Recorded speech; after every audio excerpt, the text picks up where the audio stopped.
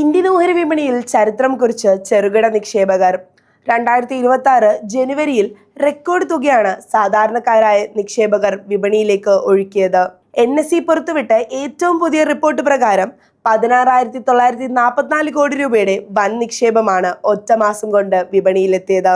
കഴിഞ്ഞ 14 മാസത്തിനിടയിലെ ഏറ്റവും ഉയർന്ന നിക്ഷേപമാണിത്. 2024 ഒക്ടോബറിന് ശേഷം ഇത്രയും വലിയൊരു തുക ചെറുകിട നിക്ഷേപകരിൽ നിന്ന് വിപണിയിലേക്ക് എത്തുന്നത് ഇതാദ്യമാണ്. ഈ സാമ്പത്തിക വർഷത്തിന്റെ തുടക്കത്തിൽ വിപണിയിൽ നിന്ന് പണം പിൻവലിക്കുന്ന പ്രവണത ഉണ്ടായിരുന്നെങ്കിലും ജനുവരിയിലെ ഈ കുതിച്ചുചാട്ടത്തോടെ ആകെ നഷ്ടം വെറും 687 കോടി രൂപയായി കുറഞ്ഞു. അതായത് നിക്ഷേപകരുടെ വരവും ചെലവും ഏകദേശം തുല്യമായ അവസ്ഥയിലേക്ക് എത്തിയിരിക്കുന്നു. നിലവിലുള്ള ഓഹരികൾ മാത്രമല്ല, IPO പോലെയുള്ള പുതിയ ഓഹരികളിലും നിക്ഷേപകർ അതീവ താല്പര്യമാണ് കാണിക്കുന്നത്.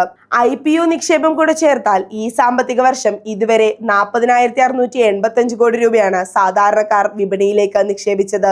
കഴിഞ്ഞ വർഷത്തെ 1.59 ലക്ഷം കോടിയുടെ റെക്കോർഡ് നിക്ഷേപവുമായി താരതമ്യം ചെയ്യുമ്പോൾ ഈ വർഷം നിക്ഷേപകർ അല്പം കൂടെ ജാഗ്രത പാലിക്കേണ്ടതുണ്ടെങ്കിലും ജനുവരിയിലെ ഈ തിരിച്ചുവരവ് വിപണിയിൽ വലിയ ആത്മവിശ്വാസമാണ് നൽകുന്നത്.